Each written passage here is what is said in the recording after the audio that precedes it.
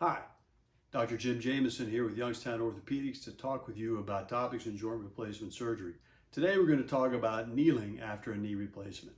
One of the most common questions that I get from my knee replacement patients is whether or not it's okay to kneel. I believe that it's perfectly fine to kneel with a knee replacement, keeping in mind a couple things. If you are in good enough shape to get down and get back up again, if your strength and range of motion are good enough that you can do that without problem, then it's perfectly fine to kneel.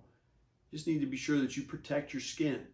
You want to be sure that you put down something soft on the ground to kneel upon, like one of those nice foam rubber kneeling pads for gardening, or some of those heavy duty knee pads if you like to work on projects that require kneeling, such as gardening or working on your automobile, washing the car, any other number of daily activities you might be involved with.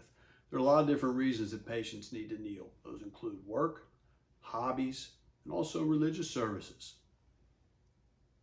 Bottom line is, it's okay to kneel as long as you can do it safely and without injury to your skin.